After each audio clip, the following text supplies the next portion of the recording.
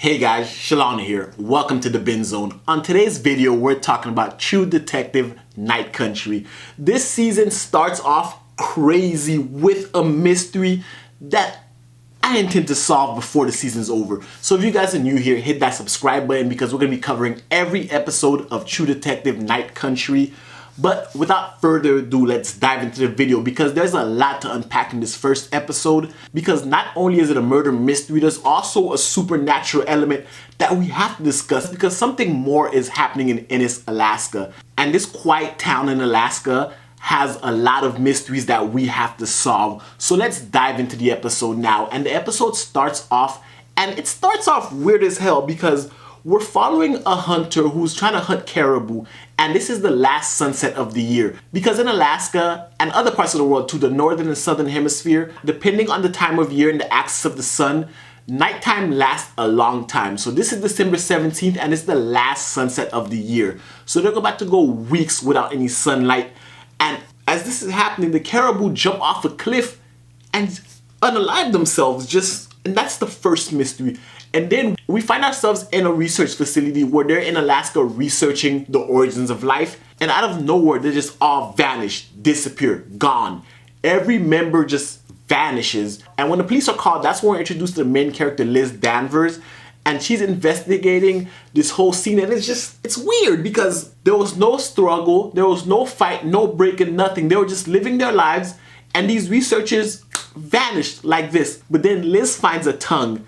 And that tongue brings us to a second mystery because this first mystery is about what happened with the researchers. They vanished. And that, I believe, is in connection with the caribou. Because I think being in Alaska, being in the northern hemisphere, with all the different seas, I just think being in that part of the world and certain parts of the earth itself is mysterious. So Alaska is known as the final frontier because there's a lot we have not explored on the earth. The ocean, the northern and southern poles, while we're there's a lot of history buried underneath all that ice. And I just think weird pockets of energy exist throughout the earth.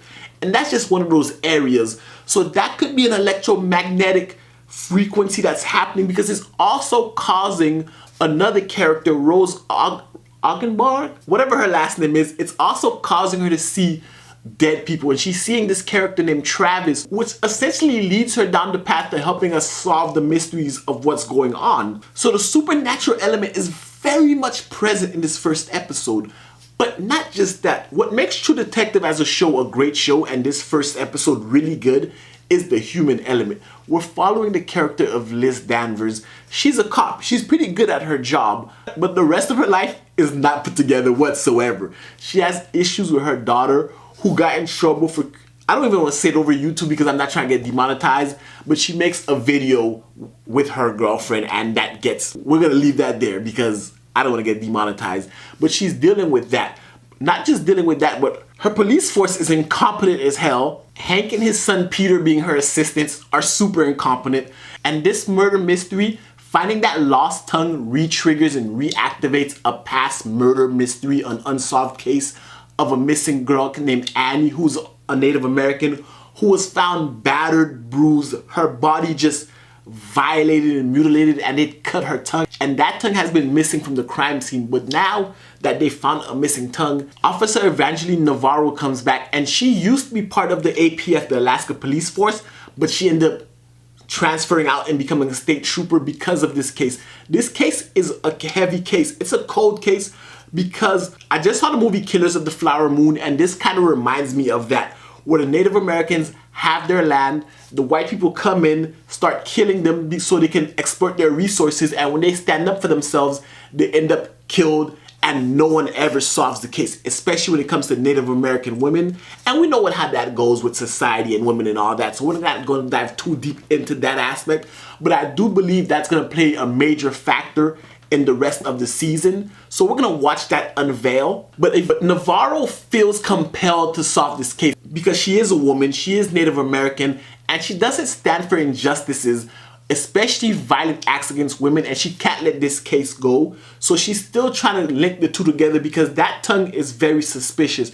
But while Annie was actively protesting the mines, there was no connection initially with her and the Zala Institute, where all the research was happening until Liz, like I said, is good at her job, finds out that Annie was wearing a coat that was also a parka, that was also part of the research facility, and that brings the two characters together, and that brings them back to the research facility. Navarro and Danvers, who have an issue over the case, now have to put that aside and work together to try to solve this case.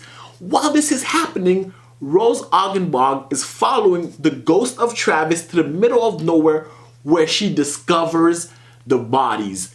And that's where all the scientists have, and pretty much the entire episode converges there.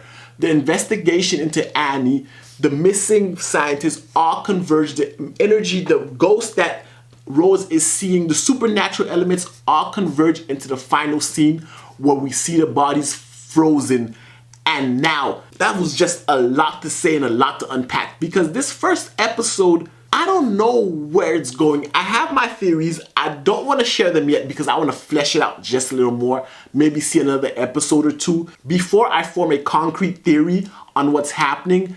But I believe there's something to do with electromagnetic waves and frequencies and being that far north and just the position of the planet. I'm going to get into that. Like I said, I want to shape it out some more. But the fact that not just these supernatural elements, but the fact that Navarro and Danvers are also hearing a mysterious voice, the same voice that the researchers heard earlier in the show, shows us that there is something calling, something is pulling these things together.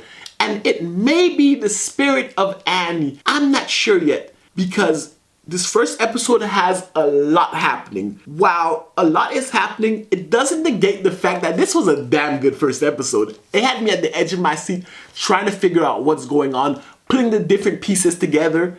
And man, I have to sit and think about this. This is one of those shows where I'm gonna have to actually pay attention and rewatch the episodes over and over again. But this is my first reaction to the episode and my first initial thoughts that I'm sharing with you guys. But I'd love to hear your thoughts about the first episode in the comment section below. And guys, if you liked the video, give it a thumbs up, hit the subscribe button, and until next time, binge on.